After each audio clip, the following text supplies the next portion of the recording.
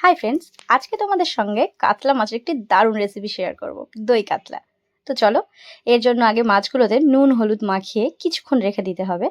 আর এর জন্য লাগছে পেঁয়াজ বাটা, তারপরে লাগছে আদা রসুনের পেস্ট, এবং লাগছে এখানে শুকনো লঙ্কা কাঁচা লঙ্কা দুটোই পেস্ট করা হয়েছে, আর গোটা গরম মশলা, হলুদ, নুন। এছাড়া লাগছে মেন উপকরণ ফ্যাটানো টক দই। এখানে আমরা 200 গ্রাম টক দই নিয়েছি। এরপর কড়াইতে তেল দিয়ে দিতে হবে। এখানে রান্নাটা পুরোটাই করবে আমার বাবা, তো আজকের রান্নি আমার বাবা। কড়াইতে পুরোটাই একটু তেল দিয়ে দিচ্ছে, পরিমাণ মতো তেল দেওয়ার পরে তেলটা গরম হয়ে গেলে, খুব বেশি গরম নয়, হালকা তেল গরমে এবারে মাছগুলো হালকা করে ফ্রাই করে নিতে হবে। খুব বেশি ফ্রাই, দই কাতলার জন্য বন্ধুরা মাছগুলোকে খুব বেশি ফ্রাই করার প্রয়োজন হয় না, তার জন্য। আর এখানে দেখতে পাচ্ছ অনেকটা পরিমাণ মাছ, তাই অর্ধেক অর্ধেক করে দুবার আমরা ভেজে নেবো মাছগুলোকে। খুব বেশি ভাজবো না, একটু নর্মাল লাল লাল করে হালকা করে ভেজে নিলেই হবে। বাবাই ভেজে নিচ্ছে। তো মা তো প্রত্যেক দিনই রান্না করে, মায়ের রান্না সবসময় ভালো লাগে সবার, বাবার রান্নার কোনো তুলনা হয় না বছরে একবার করলেও। তো এখানে সবগুলো মাছই ফ্রাই করা হয়ে গেছে হালকা করে। এবার তেলের মধ্যে, ওই তেলের মধ্যেই দিয়ে দিচ্ছে গোটা গরম মশলা। গোটা গরম মশলার মধ্যে দিয়ে দিয়েছে এলাচ।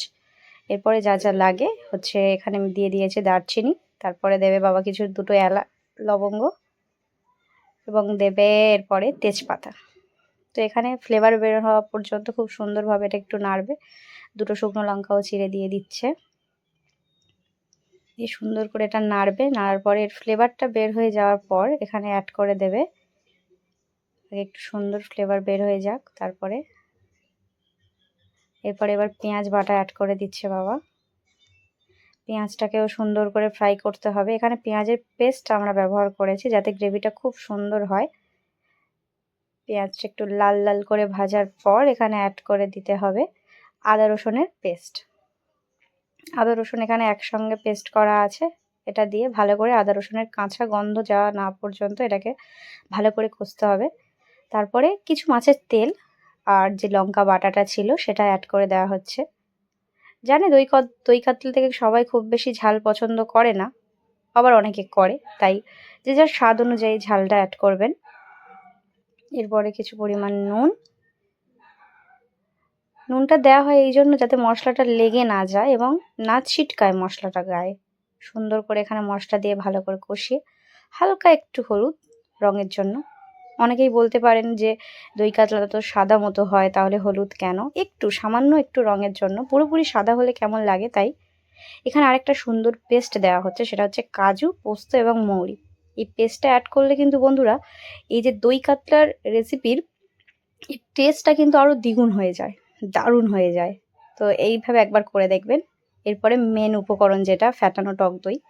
আরেকটা কথা বন্ধুরা, দই দেওয়ার আগে কিন্তু গ্যাসের ফ্লেমটাকে একটু লোই রাখবেন, কারণ দইটা যাতে কেটে না যায়। এবার দইটা দিয়ে সুন্দর করে নাড়িয়ে কষিয়ে নিতে হবে ভালো করে, বেশ খানিকক্ষণ কষতে হবে লো ফ্লেমে।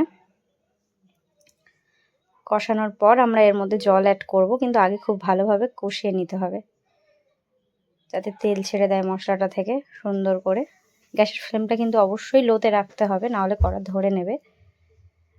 এরপরে সমস্ত যে মশলাগুলো আমরা অ্যাড করেছিলাম সেই সব কিছু ধোয়া জলটা আমরা দিয়ে দেবো, মশলার বাটি ধোয়া জল।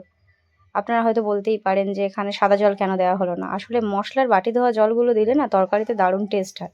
এখানে ঝোলটা আপনারা যে যার পরিমাণ অনুযায়ী দেবেন। ঝোলটা খুব ভালোভাবে ফুটে গেছে, দেখতেই পাচ্ছেন বন্ধুরা। ঝোলটাকে একটু ভালো করে ফুটিয়ে নিয়েই তারপরে মাছগুলো অ্যাড করতে হবে, সঙ্গে সঙ্গে মাছগুলো অ্যাড করলে খুব একটা ভালো হবে না।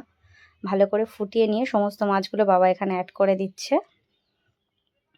বাবা এখানে কিন্তু আজকে নিয়ে এসছে 700 গ্রাম কাতলা মাছ, একটা বড় কাতলা মাছ থেকে 700 গ্রাম নিয়ে এসছে।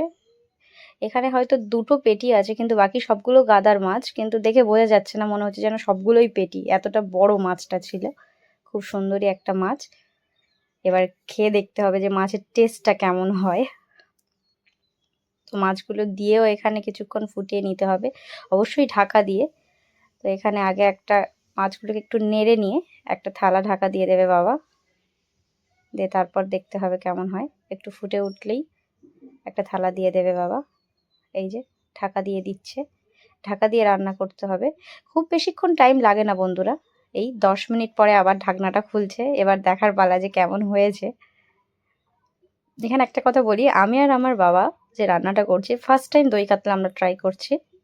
তো জানি না কেমন হবে, দেখতে তো দারুণ লাগছে। এই যে আপনারা ফোনে দেখে কতটা বুঝতে পারবেন এটা আমি বলতে পারি না, কিন্তু আমি সামনে থেকে দেখছি দারুণ লাগছে দেখতে।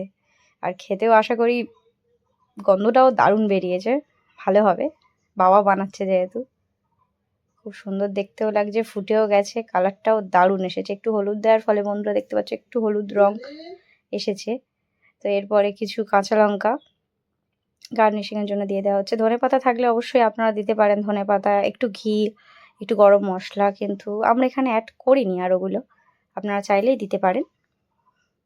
আমরা শুধু একটু কাঁচা লঙ্কা ছিঁড়েই অ্যাড করে দিয়েছি। বাবাকে দেখছেন ভীষণ খুশি রান্নাটা করে। বাবা শুধু একটাই কথা বলছিল যে দেখতে দারুণ লাগছে, খেতে কেমন হবে, খেয়ে তারপরে বলবি। এই যে এখন ঝোল থেকে বন্ধুরা মাছগুলো আগে তুলে নিতে হবে, নাহলে একেবারে যদি আমরা কড়াইটা উপর করে ঢালি তাহলে মাছগুলো ভেঙে যেতে পারে। যেহেতু মাছগুলো খুব বেশি ফ্রাই নয়, নরম নরম, তাই মাছগুলো ভেঙে যেতে পারে। ওই জন্য মাছগুলোকে আগে ঝোল থেকে তুলে নেওয়া হচ্ছে, তারপরে এবার সার্ভ করা হবে ঝোলটার ওপরে দিয়ে। তো রান্নাটা তোমাদের কেমন লাগলো বন্ধুরা অবশ্যই জানিও। ভালো লাগলে একটা লাইক করো, অবশ্যই কমেন্ট করে জানিও, এবং তোমরা চাইলেই শেয়ার করতে পারো, অবশ্যই এইভাবে বানাতে পারো। আর চ্যানেলটাকে অবশ্যই সাবস্ক্রাইব করো, পাশে থেকো। Thank you.